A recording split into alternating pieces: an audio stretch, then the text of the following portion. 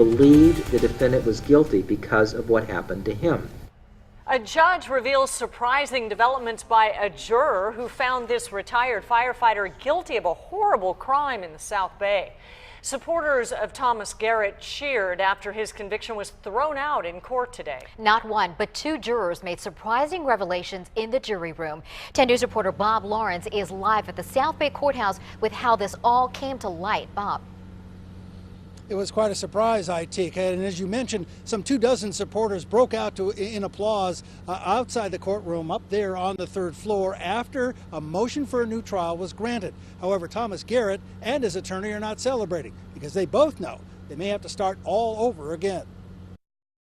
And the motion is hereby granted.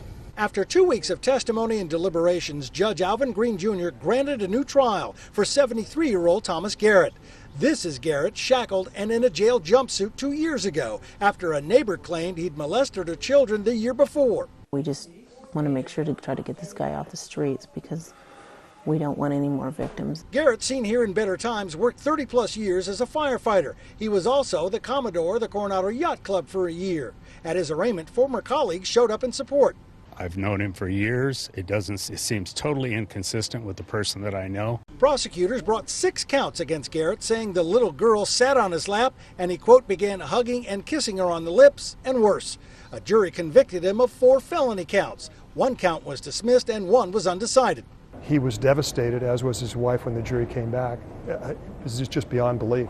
His wife collapsed outside the courtroom, had to be hospitalized. It was after that a juror had called Harrison Kennedy, the prosecutor, to complain that one of the jurors did not understand English, but later revealed that 2 jurors had said they were molested as children during deliberations. It is hard to ignore the impact on the jury of disclosures that were made at times when the jury was discussing the credibility of witnesses. None of this was revealed when the jury was being selected. As I said to the judge, I'm never going to know whether it was a deliberate ambush or whether it was a negligent oversight. I really don't know. But the law says it doesn't matter.